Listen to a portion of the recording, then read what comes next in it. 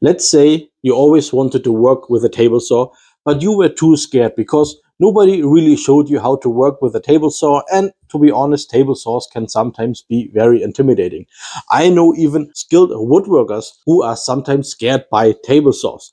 But don't worry, in this video I show you everything you need to know to open a new chapter in your woodworking journey. Hi, my name is Nick and I'm a professional woodworker for over 10 years now. There are so many different types of table saws out there. You have those professionals use, you have those contractor saws, which I have and I'm going to show you in just a few moments. And you have those little job site table saws. And of course you have those big sliding table saws that every woodworker wants to have. But no matter what table saw you might have or you probably want to purchase, they all do basically the same. Every table saw has a machine table, a fixed blade on it, and you push your workpiece against the rotating blade to cut it into smaller pieces. Now let's go and have a look at my table saw. So this is my table saw. It's an older rigid model, it's a TS3650, and it's a contractor style table saw because you can see here the base of the table saw, it's not a solid cabinet, so this is why it's not considered a cabinet saw. This is for whatever reason called a contractor saw. To be honest, I don't know why it's called that way, but this is how people call it. What I really like on this saw is that the whole tabletop or the machine table is completely made out of cast iron. There's no aluminum, no magnesium, or what modern table saws are made of. So this is a very heavy table saw and I really like it. Now let's have a closer look on all those little features that a modern table saw has. Of course, one of the most important parts of the whole table saw is the table saw blade. It is in a fixed position. If it's not in a fixed position and it feels loose, then you might have a bigger problem. But this is the part that does the work for you. So you want to make sure that you always use the right blade, which is something we come later to in this video. Behind the blade, there is this piece here. This is the so-called splitter. Now the splitter is, in my opinion, one of the most important safety features that every modern table saw needs to have. Now here's why. Because of the grain of the wood, very often there's lots of tension in the wood. And now when you push a piece of wood against the blade and you cut it in half, very often, as you can see here, because of the tension of the wood, the two separated wood pieces come together. And when this happens right behind the blade, behind the rotating blade, the blade can catch the wood and kick it back. And this is what causes, I would say, most of the injuries in the woodworking. And here comes the splitter. Now, you cut the wood and the wood wants to go together behind the blade, and the splitter makes sure that this is not going to happen and the saw blade cannot catch the wood and kick it against you. In my case, the splitter is just a gigantic piece of metal that is very poorly designed in my opinion. Most modern table saw has something that is called a riving knife. It has the same function, but it's a piece of metal that is a little bit shaped like a half moon, I would say, that comes out with the saw blade. It sits a little lower than the saw blade and it's closer to the saw blade than my splitter here. And the benefit is whenever you lower your saw blade or you raise your saw blade, the riving knife moves up and down together with the blade. Now I know here in North America there's this huge discussion whether you need the riving knife or not. There's this one group that is saying you always need the riving knife, it is so important, and to be honest, I am a part of this group. And there's the other group who's saying no, riving knives are completely pointless. Whenever you work with a table saw, take the riving knife off. To be honest, where I'm from, and I'm from Germany, I started my woodworking journey in Germany. I did my apprenticeship in Germany. Over there, nobody's questioning the importance of the riving knife. So I just don't get the whole discussion, because the riving knife is not even in your way. In my case, where I have the stupid splitter, okay, there might be a reason why you want to take this off, because you cannot lower the splitter together with the blade. But on the modern table saw, where you have the riving knife that is sitting close to your saw blade, you can lower it together with your saw blade. There's no point of taking the riving knife off. But I do not want to start this discussion here in this video. But if you want to hear my humble opinion, especially when you're completely new to woodworking, please, please, please do not take the riving knife off. it could save your life. Another very important safety feature of your table saw is this here.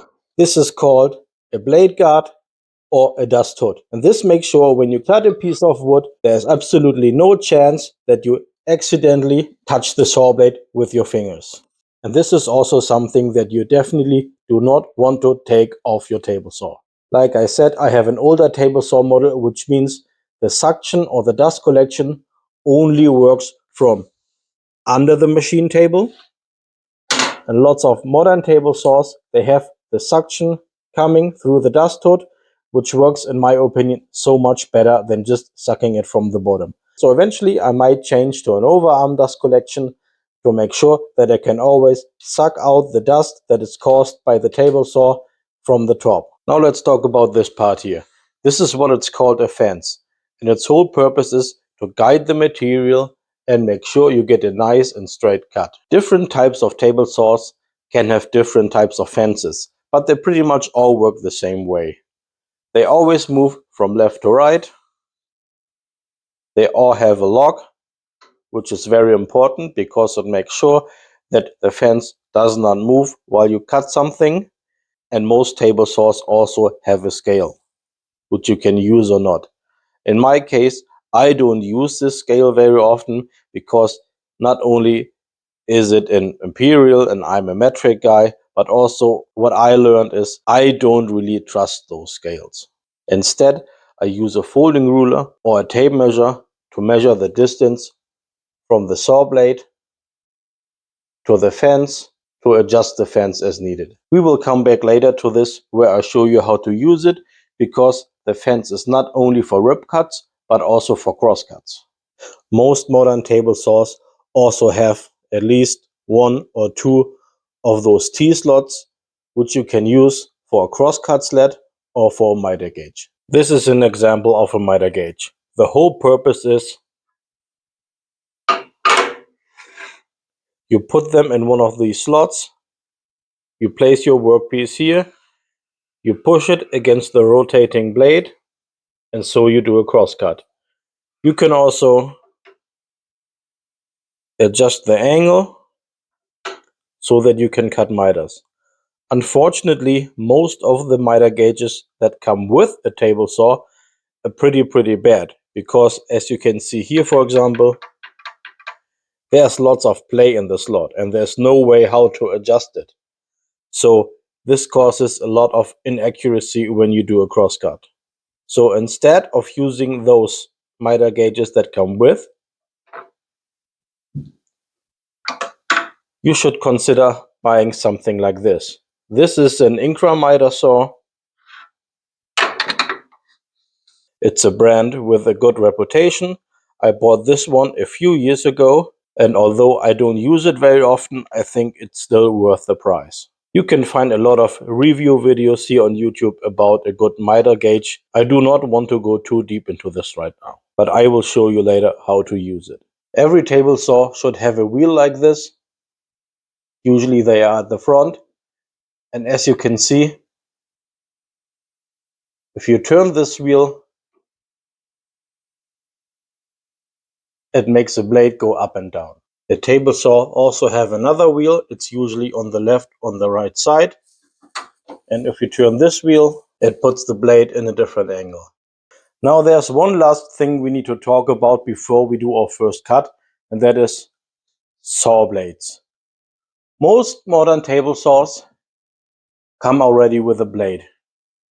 And usually it is something like this, which is a universal blade. And that means you can do it for rip cuts and also for cross cuts. So let's take a closer look on this blade. So for now, let's only focus on the basics. What I want to point out on this blade here is you can always see there's a few little teeth and a big tooth. A few little teeth and a big tooth. At the beginning, you can remember as a rule of thumb that the more teeth you have on the saw blade, the better would be the result of the cut. But why does this blade now have lots of small teeth and then always a big tooth? And the reason for that is, if you look at the back of this bigger tooth, there's this little piece of metal that looks like a hump. And there's a reason for that, because when you do a rip cut, there's always some sawdust that gets, I would say, stuck in the slot or in the cut, and this will cause lots of burn marks. But not only the wood is getting hot, also the blade is getting hot when you cut something, and if it's getting too hot, the blade could deform and also the little tooth would burn out too quick. And this is why we have this little hump here. It cleans the sawdust out of the cut and prevents burnout. So would I recommend using a universal blade? Not necessarily. I used those blades for years, but to be honest, I was never really 100% happy with the result, especially with the quality of the cut. So what I would recommend instead is getting two blades, one for rip cuts and one for cross cuts.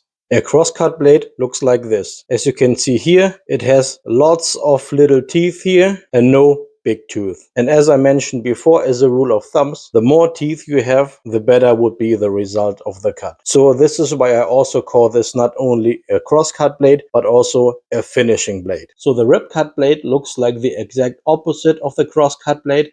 I already have it installed here in my machine. It has fewer teeth and they all have this little hump in the back to clean the cut. You might think right now, do I really need both blades? Can I not do both tasks like rip cuts and cross cuts only with one blade?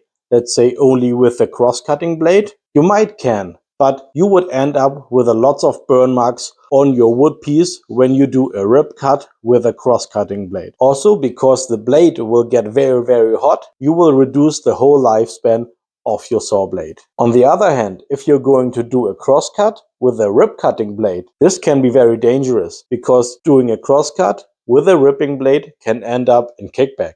If you only want to spend money on one blade, then I would say go back to the universal blade. Now we are ready for the first cut. But before you do that, make sure you have noise cancellation and your table saw is connected to a dust collection. If you don't have a dust collection, at least put on a mask. Before you cut, of course, you need to set the fence. Like I said before, I don't trust the scale here, so I use a tape measure to measure the distance between the blade and the fence. So let's say we cut this piece of 2x4 here to 60 millimeters.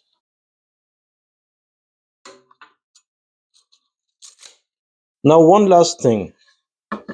We need to set the right height of the saw blade. Of course, when you do a rip cut, you can always set the height of the saw blade as high as possible. And to be honest, sometimes I see woodworkers doing that. But in my opinion, it does not only reduce the quality of the cut, but I also think it's more dangerous because the saw blade is more exposed than necessary. So what is the right height? In my opinion, you will get the best result when you set the table saw height like this. Reduce the height of the blade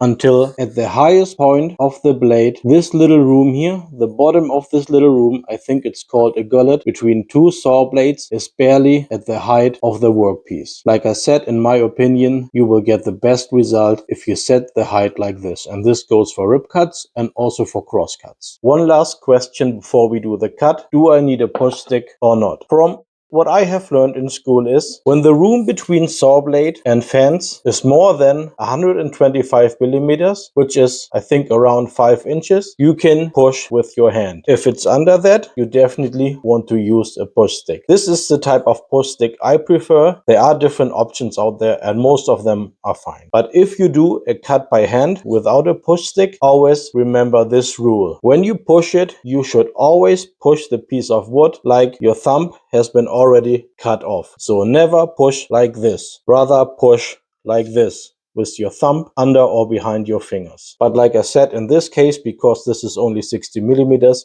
you definitely want to use the push stick.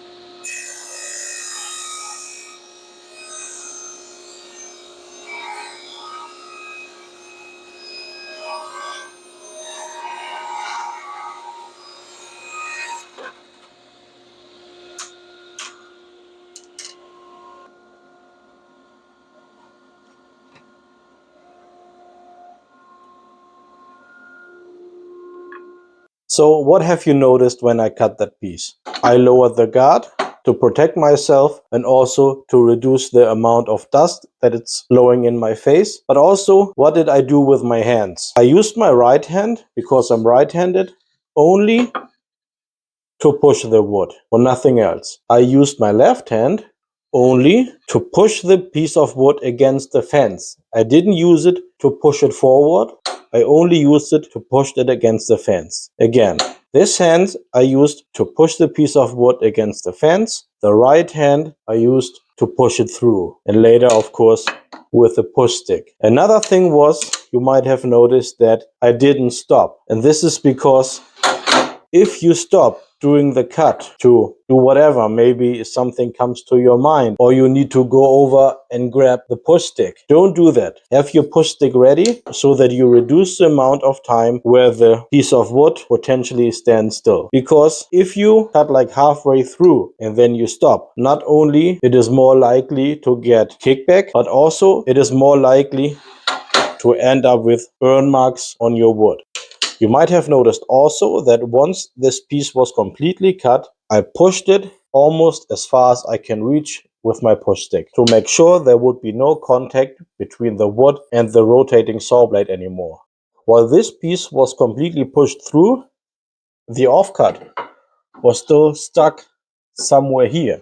And instead of grabbing it with my hand and remove it immediately, instead I turned off the machine, waited till the saw blade has completely stopped, and then I removed the offcut. Now let's do a crosscut with the fence. But before we do that, we have to change the saw blade. But before we do that, let's make sure that the machine is unplugged. To change the saw blade, let's move the fence a bit out of the way, and then we have to remove that insert plate. In my case, there's only one screw I need to loosen. Put it somewhere where you do not lose it, and then remove that plate. Most table saws come with tools to remove the blade. In my case, it's two of these a little bit strange looking keys. Let's grab the first one, put it on the left side of the blade. Maybe on your table saw it's on the other side. What I usually do is I put this in place, rotate the blade until it snaps in, bring it all the way to the front, and you don't even need to touch this anymore. You can, but you don't need to. Some people would try to loosen it like this, but what's a lot easier is rotate it till it cannot move anymore. You see it's stuck. Then get the other tool with the other side. As you can see here, there is this little bolt, and to loosen that bolt, you have to rotate it, or you have to loosen it always in the direction where the saw blade spins. Let's find the right spot, pull it till it comes loose, and then you can remove the bolt. Again, put this somewhere where you cannot lose it. Also, this important little piece. When you remove the blade, make sure that you do not just put it on the surface of your table saw, because those sharp teeth can cause scratches on the surface, and also because this is also made out of metal, they can damage the teeth. So instead, grab a piece of wood and put the saw blade on it so nothing can happen. Then you grab your new saw blade,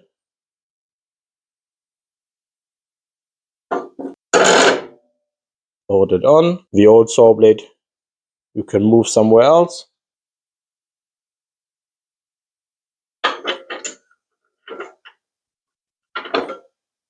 Put this piece on again, and also that bolt.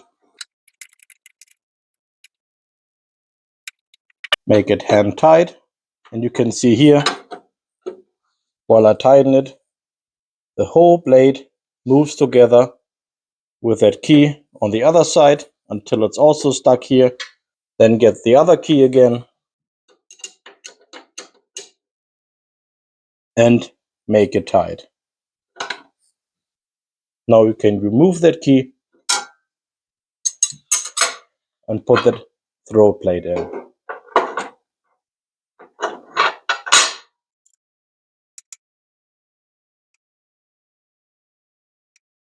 And now again, we are almost ready to cut. I have here a very common piece of wood. It's a piece of Douglas fir that it's made out of different pieces that are glued together. That is something that is very common in every wood shop. And we want to cut this like that. First again, set up the fence. This time I don't measure it because this is a piece of wood that I do not need anymore. Bring the saw blade to the right height. I bring it to the same height as I did when I did the rib cut. Looks good. Lower the guard, start the dust collection, and then the machine.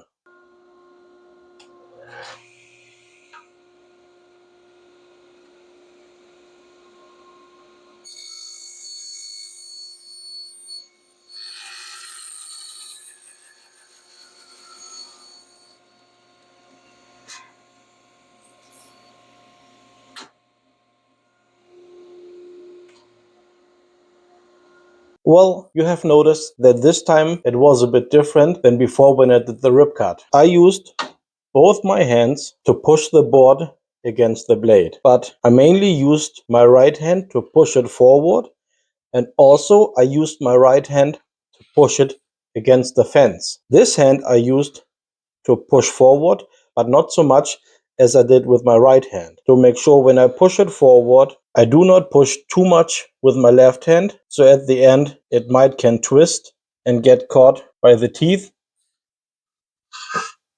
and cause kickback. My main focus was on my right hand. And when it was completely cut through, I used my left hand to move this board sideways, the offcut, and then I used my right hand to push this piece all the way through.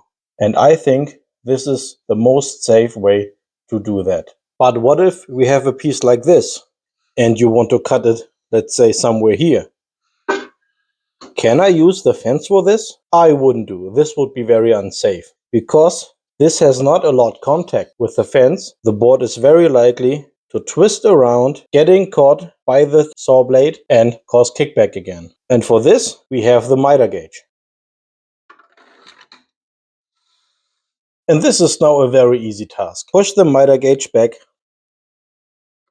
set the stop on your gauge, maybe somewhere like this.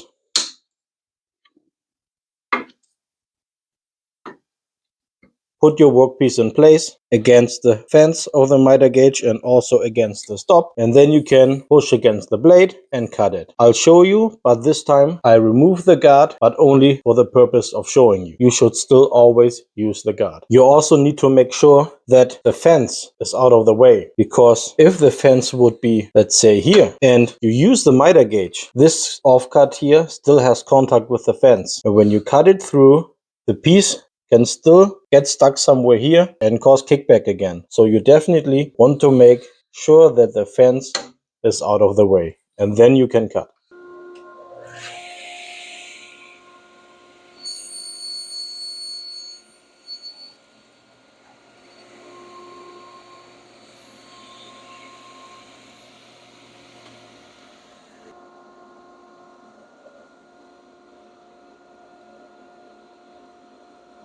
Now this time it was also a bit different again.